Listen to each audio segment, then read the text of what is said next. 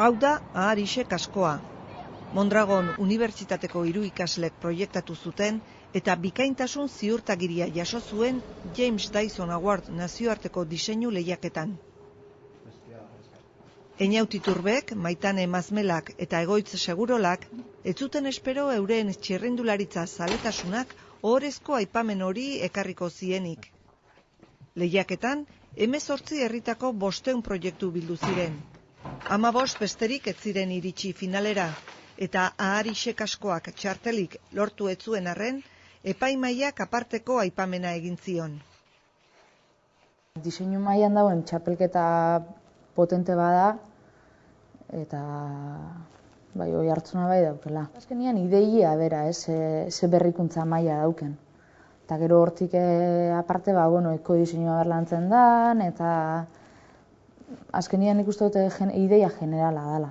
Ikusi genuen izan zen, pelotoi profesionalean, normalen aldapatan gora igotza igoztela, kentza dituztela betorreko eta sartza dituztela kasko goian izatituzten zulotan. Eta guk horri ikusten arazoa da, normalen bi eskuak solta behar diela maneilarretik eta horrek beak ekartzituen arriskukin. Orduan gu pentsa genuen, lortzen badeu eraiketa hori operazioi eskuak arrakin itea, ez dakit arrisku gutxio jartzei gola txerrindulari. Lehenengo ideiak paperean jarri ziren. Oinarritzat, firma garrantzitsuenen kasko diseinuak eta ezaugarriak hartu zituzten kasko berria egiteko. Hasi ginen ze material erabiltzean zer egiteko, eta gaur egun asko saltzean kaskoan berezitasuna zein den. Hortik gata genituen bi material diferentekin inbertzatela kaskoak, eta holako datukin hasi ginen kaskoai forma bat ematen.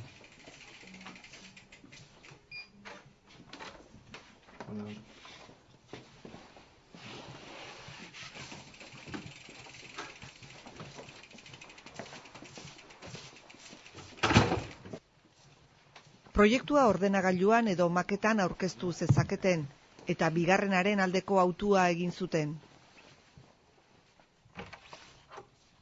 Erlojuaren aurkako lasterketa izan zuten tailerrean. Materiala aukeratzea izan zen lehenengo urratsa. Maketa hoitzeko adibidez, erabiligaben poliuretanoa dela material bigunena edo errexen kentzejakona materiala lijatzerako orduan, azken finean bizkortasuna edo emuteko maketiai eta azken finean lehen aukentzeko materiala. Horrek itxandotzuna maketia ez izatea porosua izatea eta esaktitudia edo ez izatea inbestekua.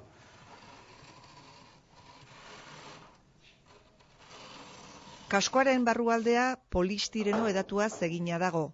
Material erdizurruna eta porotsua da, eta kolpe zakar batekin deformatu egiten da. Kanpoko armazoia polipropilenoz egina dago, barrualdea hauts ez dadin kolpe handi baten ondorioz.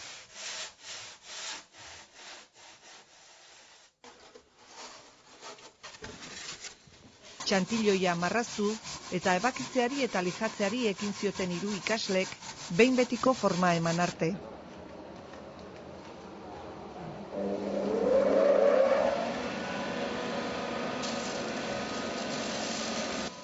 Arintasuna, segurtasuna eta berrikuntza dira Aharixe izendatutako kasko honen 3 ezaugarriak. Diseinua ere berezia da.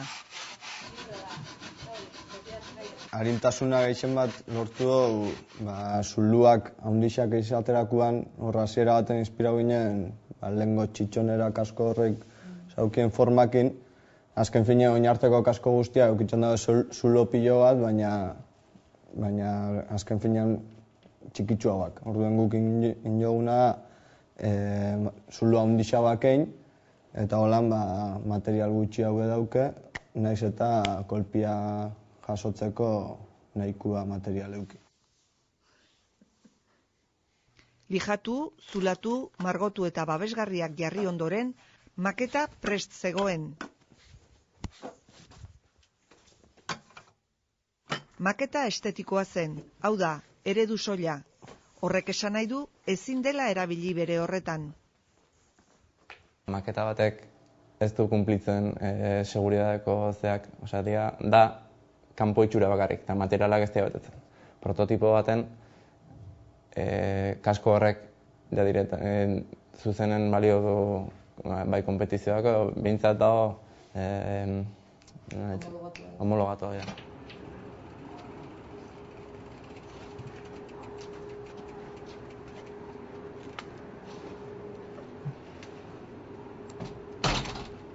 James Dyson Award lehiaketan parte hartzeko, soluzioa eman behar zitzaion arazo bati, eta hor datza kasko honen berrikuntza. Kaskoa egin zaio ranuratxo bat goiko aldian, eta eskuakin gora bultzatze dutzakin, kaskoan zuloan sartzen dira, edozein betaurrekoantzako. Azken finean, betaurrekoak eusteko sistema izango zen, ranura hortan eukiko leukeen goma antzeko bat, nun betaurrekoak sartzerakoan ez dut ingo zen, orduan betaurrekoak bertan egongo zien eutzita, eta gero ataratzeko errestasun eukitxia. Azken finean, zehozen mekanikoa ingoa gauen, egon bierko zan botoi bat, zapaldun bierko zana, eta orduen betaurrekoak askatuko ziena.